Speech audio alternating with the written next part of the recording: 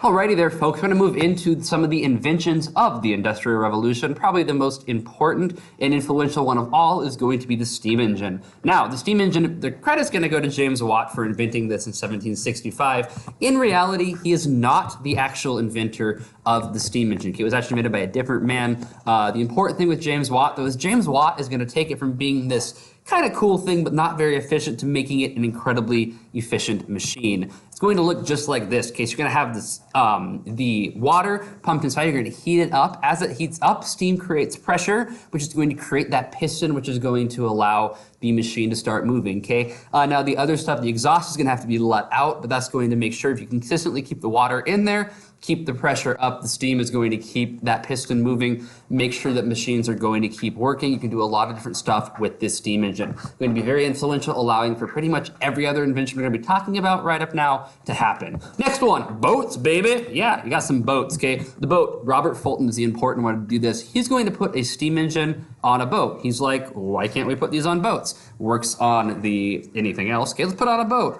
Put the steam engine on a boat, which is going to create this thing called the steamboat. The first one to talk about is a Clermont. The Clermont makes the first successful trip down the Hudson River in New York. This is going to be important because it allows for transportation, one, of goods upstream and downstream. That's going to be very important. Previously, you could really only go downstream. If you went upstream, it's going to be a little bit more work. Now it's going to be easier to go downstream.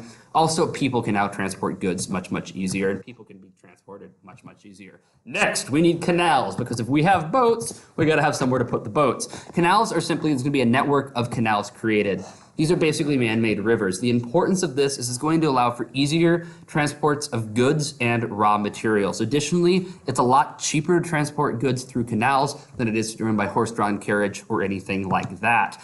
Here's an example of a canal. This is the Panama Canal, built between the Atlantic and the Pacific Ocean. They're going to be building canals like this. One of the most famous ones going to happen from Lake Erie down to the Hudson River. It's going to result in a lot of death. We'll talk about some of that briefly in class. But these are going to be these canals, okay, man-made rivers to connect one body of water to another to allow for shorter distance and shorter amount of time traveled. Next, we have the locomotive. The locomotive comes around in 1804. There's a beautiful picture of the Durango, Silverton, and Colorado locomotive.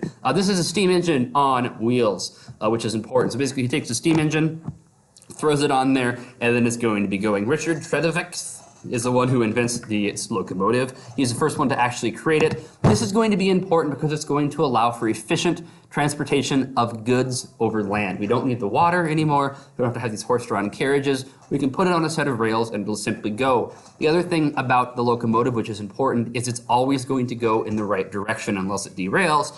You simply have to lay the rails down and things are going to be going there left and right. Okay, there's no hopping off the rails. You can't steer your train off the rails. It's going to allow for this to happen. Now, benefits of the railroad. This is going to be important for a number of reasons. Number one is it's going to spur economic growth. It makes it a lot easier and cheaper to transport goods. You can still do it the most efficient way still of transporting goods is the boat. However, the boats are going to take a lot longer. It's faster on here and it's cheaper to be doing it on here than it is when it comes to boats. Secondly, it's going to create thousands of jobs because you need workers to build the railroads, which is going to be important to work on the railroad. And you need miners because you need coal to fire up these steam engines. It's going to create tons and tons and thousands of jobs as a result of the railroad. It's also going to boost agricultural and fishing industries simply because people can now transport their goods to far away distant cities. If I'm going to grow apples, I can only transport those apples so far before they start to go bad. Same with fishing. Now I can put on the train and get it there by the next night. That good's still going to be safe. I can eat it still and I can have a larger market than I previously would have had.